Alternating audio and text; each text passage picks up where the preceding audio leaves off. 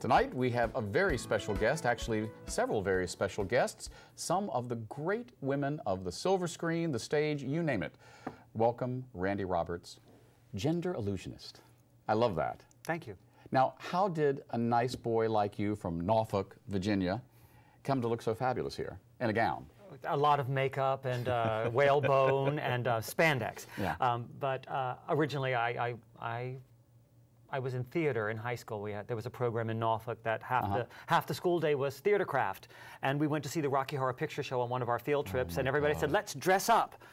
And I saw a wig and an outfit and makeup, and I thought, well, we're dressing up. So, I mean, I guess you didn't dress up as Rocky. You were Frankenfurter right away. Well, actually, or Janet. Actually, I was none of the characters. I'd never seen the movie. I had big blonde hair and a black man's dance skin, and I made the mistake of wearing a white bra underneath it. So white under the black was like, whoop! So I've been a standout ever since. Yeah. Now, you are known for doing some incredible characters. I mean, Bette Midler, Cher, Phyllis Diller, and I think my favorite when I was reading your bio was Consuela, the Latina showgirl. Yes, Consuela.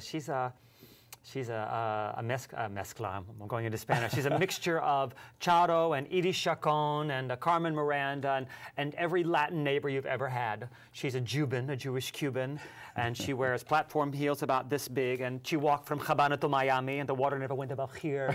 And it's her dream to be a showgirl. And I was afraid of doing her for a while because I thought it would be offensive, but all of the Hispanics that I know that are friends or that come to the show ask when I'm going to do her again. Yeah. Well, I mean, you know, my husband is Spanish, and my brother-in-law lives in Madrid, and we all love that movie. Oh, my goodness.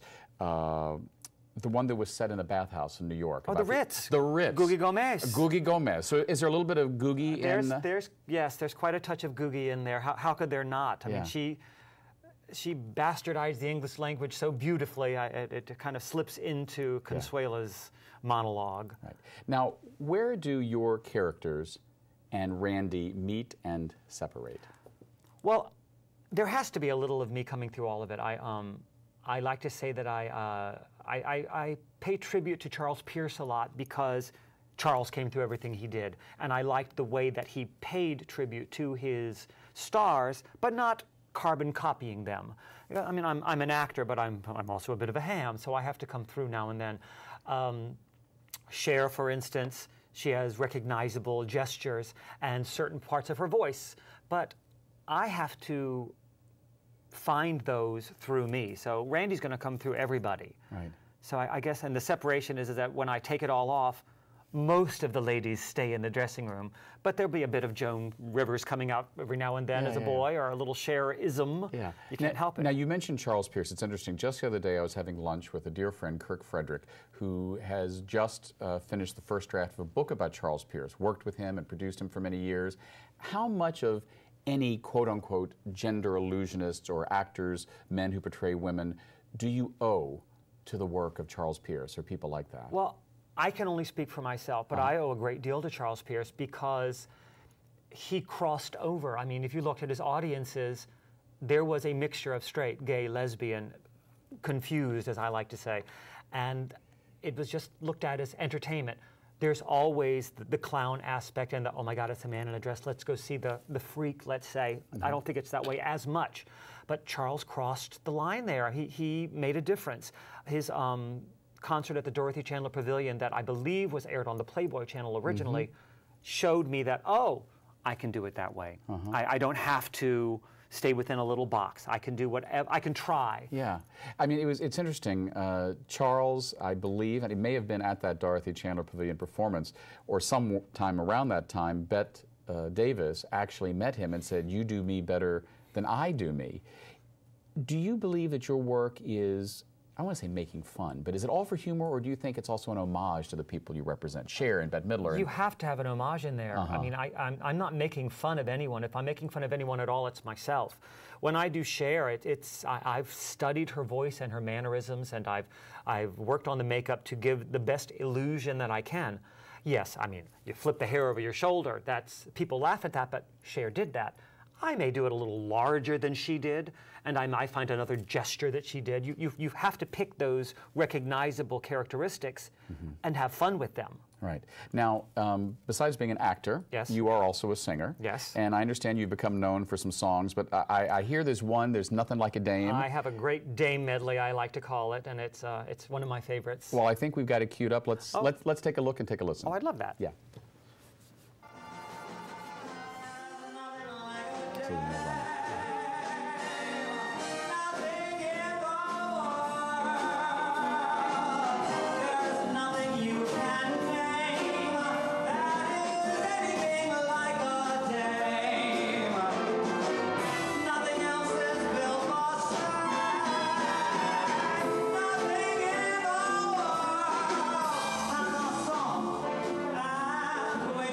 Well, there's nothing like a dame, but there's certainly nothing like Randy Roberts doing There's Nothing. Thank you. Like a dame. I must give a shout out to my arranger, Jim Rice, who did the arrangement of that. He's been a joy and has done a lot of arrangements for me. Yeah. How do you start finding the character or the truth of the character behind that? I mean, I was in theater school, and I remember we were always supposed to find, you know, the motivation of the character. Right. Now, do you mean the characters that I impersonate? Yes. Or, well, it's not necessarily finding the truth. I have to find something in them that I enjoy and something that will connect with an audience.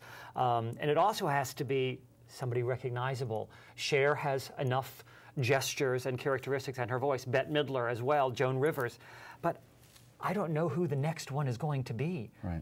Maybe Lady Gaga, but I can't dance around that much anymore. Yeah, well, you know, you say who's going to be the next one. I mean, are we creating characters that are ripe material for an actor such as yourself? I mean, Bette Midler, Cher, Judy Garland, Barbra Streisand. Yeah, those are ones that everyone recognizes right away. Well, who do we have now? You have Britney Spears. What are you going to do? Shave your head on TV? I mean, on stage. Mariah Carey. You're going to have somebody walk around holding your soda with an umbrella.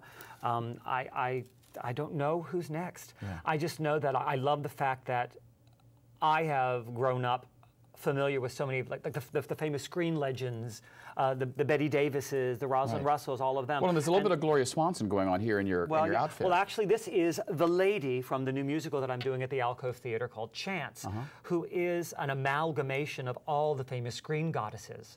And she is sort of the conscience of the male lead.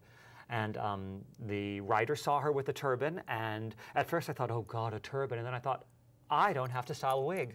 So this is very freeing. It really is. Now, this is not the turban I'll be wearing in the show. I'm wearing this especially for you. Well, thank you. Well, tell us a little bit about that show and this character, the lady. Well, Chance, the musical, was written by Richard Eisen, who lives in Berkeley. This is it's a story about a middle-aged gay man dealing with getting older, dealing with love after the AIDS crisis, and has to come to terms with, is he going to allow someone into his life? It doesn't sound like a comedy. There is comedy, and hello, how could there not be with me? Yeah. There is comedy, and there's some great music. It's 3 characters. Richard Hefner plays the male lead, Ken Lear plays the young hottie, and I play the lady, who is his conscience. She appears after an episode he has, and doesn't leave him alone until he faces the truth and comes through it. And it's quite a ride. It's at the Alcove Theatre. We're starting previews July 5th. I encourage everyone to come and see it. What do you think is one of the most misunderstood aspects of your art? Of my art? Yeah, I mean, as a gender illusionist, I mean, I think there's been an assumption for a lot of time that if an actor puts on a dress, for instance, Dame Edna, the actor must be gay. In that case, he's not. What are some of the misconceptions and also maybe correct assumptions about someone in your career? Well, I think initially it's the term that they use. They'll call it a transvestite or a cross-dresser or a drag queen. Personally, I really don't care what people call me as long as they call me. That is the line I say. But a transvestite has to do with the if I'm not mistaken, has to do with the penchant for liking to wear women's clothes. Which could be a straight man. It is normally heterosexual that gets off on wearing women's clothes. A cross-dresser is basically the same thing. A transsexual is somebody stuck in the wrong body. Could be a man in a woman's body, a woman in a man's. I'm a female impersonator, a gender illusionist, a drag queen. I don't care what it's called. I started off as an actor. I found a gimmick that kept me working. Right. And that's how I look at it.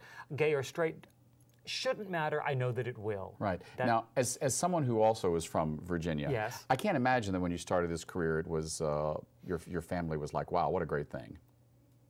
To the contrary, I didn't tell my mother what I was doing, but I did tell my older sister, Leslie, who very well may be watching this, and thanks again for letting the cat out of the bag. I had shown her a photo, and we went to lunch on a harbor cruise ship where I was waiting tables, and I was off that day, and my sister was here, and my mother was here, and my nephew was running around like crazy, and I had a new potato on a fork, and as I got ready to put it in my mouth, my mother said, "So, when you do your female impersonations, do you do famous women?" And I went, "Sometimes." Yeah. And that's all it was. My mother's been to my shows all over the country. My father passed away when I was 11, which was most likely a blessing considering my career path. So you were out in the middle of the Chesapeake Bay? Yes, we were. Well, that may be a first. Yes. My mother outed me in the middle of the bay. Yeah. In our last few minutes, can I ask you to do a little bit of your famous women? I mean, I'd love to see some Cher. Well, has Cher ever won it? Yes, Cher has one. Well, Dave, I don't know if I can do Cher now, but I'm so happy to be in San Francisco and on this auspicious day when Doma was struck down. That's right. Yes. I mean, we're taping on a day when actually you and your son Chaz should be celebrating. Yes, thank God. Now, what about Phyllis Diller? I understand you do Phyllis, and that you actually met Phyllis. I've only done Phyllis once. I did her on the Jenny Jones show. I'm hungry. On the Jenny Jones show, and Phyllis Diller was a special guest, and they said, "Welcome to the States, the irrepressible Phyllis Diller." And I came out and went, I've had so many, what was it? I've worn so much foam rubber, I've worn so many falsies, they rubbed them all away. What was it? Oh, if a thing of beauty is a joy forever, I've got about 8 minutes. And Phyllis walked out in the middle of the stage, and she went, and I went, and Jenny walked and said, "Now for a commercial." And so that was Phyllis, and she was amazing. Yeah, people don't realize she was also a talented pianist. She was incredible. Painter, but her business mind. She had some of the best chili, Phyllis Diller chili. But she was great. And then she sent me a photograph. We took a picture in her dressing room, and it's me with this cigarette holder and her going, and she sent it back to me and says, "All right, Randy, you're prettier. Love, Phyllis Diller." She was lovely. Joan Rivers. "Joan, can we talk? Doma's down, Prop 8 is down. They shouldn't worry about gay marriage, they should worry about a gay divorce." As we close, give some advice to someone who may want to go into your career. Another young boy there in Norfolk, Virginia, who's thinking about, I can put on a turban and do it. You can put on a turban and do it. I say just go for it. Take your chances, study beforehand, listen to people who have done it. I have to say, although I don't agree with all of it, watch RuPaul's Drag Race. Yeah. You learn the yeses and the nos there. Well, thank you. We've been learning Thank the you. yeses and nos of your career. Yes. Next up, we're going to learn about having a successful queer career.